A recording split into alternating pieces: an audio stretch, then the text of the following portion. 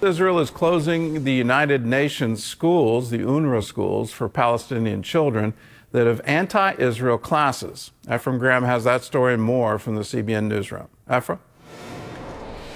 Gordon, those closings are part of Israel's ban on the United Nations Relief and Works Agency because of its ties to terrorist organizations like Hamas. CBN Middle East Bureau correspondent Julie Stahl brings us the story from Jerusalem.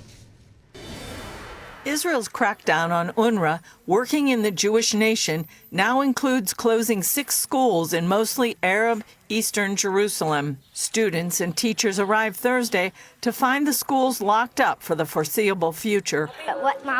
When I hugged the teachers goodbye, I started crying because I didn't know which school I'd go to, where I would continue learning. The United Nations Relief and Works Agency runs much of the education system for Palestinian children, but analysts in Israel say it's teaching those kids to be anti-Israel and pro-terrorist. David Bedin of the Center for Near East Policy Research has been exposing the Palestinian curriculum and UNRWA summer camps for decades.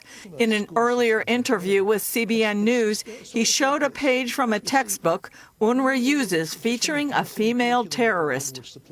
This is Dalal al-Mughrabi, who murdered 36 Jews in a terror attack in 1978. And she's glorified in this book, and there's a whole curriculum for her, run by UNRWA. Bedin says the curriculum is teaching the children to murder Jews and has 3 main points. 1, delegitimization of Israel's existence and the Israel's Jews' very presence in the country. 2, demonization of both Jews and Israelis. And 3, the absence of any call for peace.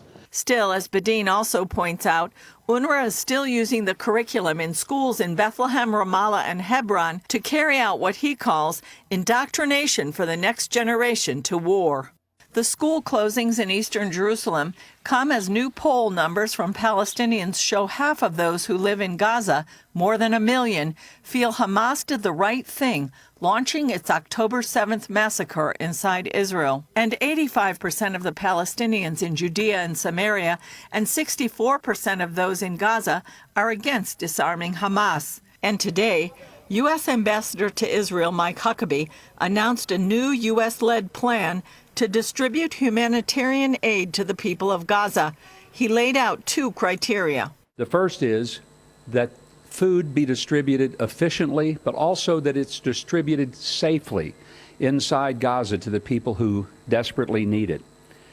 The other factor, and this is an important one, that all of this be done in a way so that Hamas is not able to get their hands on it.